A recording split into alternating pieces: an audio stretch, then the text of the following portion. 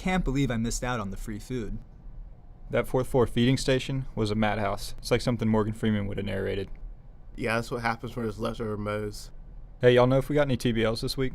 Yeah, on Tuesday. Yeah, I listened to the PowerPoints. It was pretty dense. I scheduled a meeting with Dr. Brooks for later today. Mind if I join you? No, you can come along. I would go, but I have a P4 lifestyle to maintain.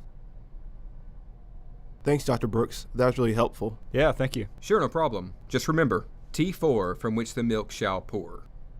You know I also do some other anatomy videos as well. Really? Oh yeah, I have a YouTube channel where I review anatomy. I decided to take my favorite films and apply anatomy to them to make it more fun for students to learn. That's cool. Yeah, I had the video up for a few months now, and I already have 6 subscribers. Wow. Hello everybody, this is Dr. Will Brooks, and this is our musculoskeletal anatomy review, The Avengers, one of several vodcasts I've prepared for you with high-yield information as you prep for Step 1. So we will use 3 characters from The Avengers in our study today. We'll look first at the Hulk, and then we'll conclude by looking at the Black Widow. Now the Black Widow, as played by Scarlett Johansson, provides a very nice specimen to look at the differences in female MSK anatomy. A very fine specimen indeed, I must say. Now, we can begin our study by looking at anatomy of the pectoral region and the neck.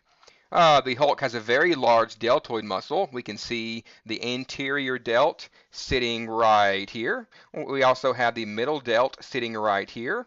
Now recall the anterior delt is going to involve with flexion, middle delt exclusively with abduction, and then the posterior delt along the back with extension. And the deltoid is innervated by the axillary nerve. I came up with a mnemonic to help us remember the action of the trap in this regard. And that mnemonic is, huge upper trap lifts acromion, which spells out the word Hulk. Now, I realize that acromion is spelled with a C and not a K, but a K fit in this regard. And that's not that bad, really, because you guys learned sulfopsum, right? That's not even a word. Now, unfortunately, we can't review anatomy of the anterior, medial, or posterior thigh because the Hulk's pants are, for some reason, always hiding that part of his body. I'm yet to figure out why the pants don't rip in that part. But anyway, it is important to note that the Hulk is at high risk of injury of the common fibular nerve because his pants are so tight.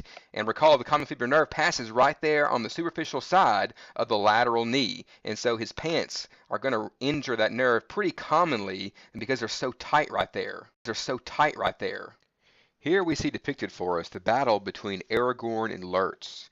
This battle takes place near the end of the Fellowship of the Ring. While the battle is fierce, Aragorn finally manages to stab Lurtz in the abdomen. Lurtz, who apparently is able to ignore all nocioception, grabs the blade and pulls it deeper in, trying to get close enough to Aragorn to smite him down. If we think about the anatomy of this stab wound in the anterolateral abdominal wall, the blade would have initially had to pierce through the skin and Camper's fascia and then Scarpa's fascia within Lurtz's anterolateral wall, assuming that Uruk-hai have these layers of fascia. Now we have one of the all-time greatest Jedi-Sith battles. The fight between Jedi Master Qui-Gon Jinn and the super acrobatic Darth Maul. Darth Maul eventually outfights Qui-Gon and stabs him all the way through the trunk, a through-and-through stab wound. Now, based on the video clip of the stab, I would guess that it happened around the level of the L1 vertebra, which means the lightsaber would have penetrated through the stomach, through the pancreas, as we can see here and here, and then eventually passing through the aorta just below the aortic hiatus. All right, that concludes our vodcast review. Good luck on your boards.